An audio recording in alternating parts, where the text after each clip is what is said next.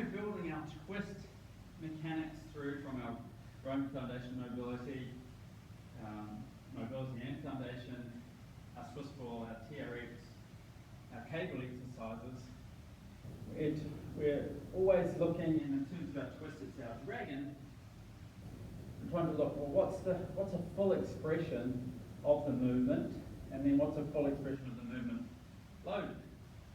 So the Kettlebell Windmill is, for me, a twisted movement, and it's got a high-end exercise, certainly that we can do with the kettlebell.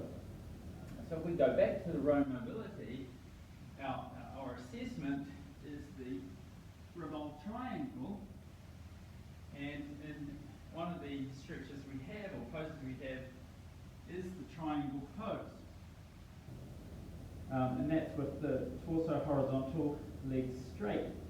One foot's facing the camera, one foot's facing sideways to the camera.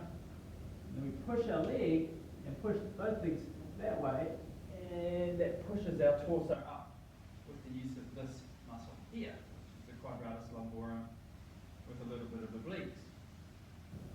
Now, so the triangle is the same as the kettlebell windmill.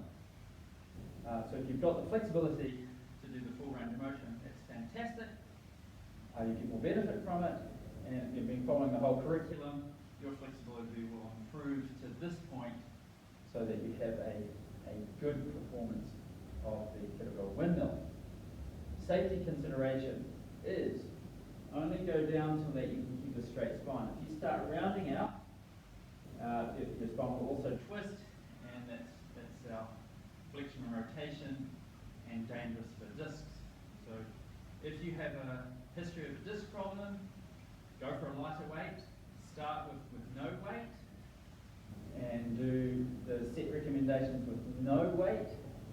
See how you are the next day. If there's no pain, the next time you're scheduled to do the kettlebell windmill, just add a light weight, and then slowly progress that on. Make sure you engage your abdominals, and then you can go from there.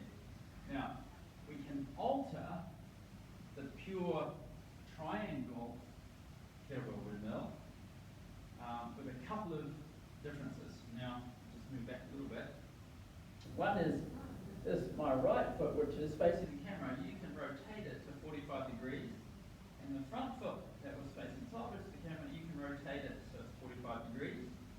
You can bend this front knee, and you can also put your weight, your hand on your leg to help you. So this is one of the other ways that you see kettlebell windmill taught. Okay, so that's the exercise without kettlebell. I've got one in front of me. It's a heavy one. Heavy for me. I put it up. I'm going to do the foot facing the camera angle, the side foot, and that one at about 45 degrees. So abs in, I slide down my leg, come to horizontal, push my legs in the opposite direction, and use this muscle here. So that's where the muscle is, so big breath in.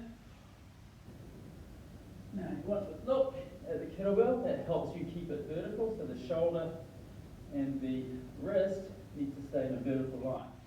But as my torso changes, the angle of the kettlebell changes on the shoulder, so requiring quite a lot of shoulder stability, but core strength transmitted all the way through the body. As the body changes angle, different muscles of the spine and core have to work. Fantastic exercise to represent our dragon and our twisting movement pattern with the kettlebell.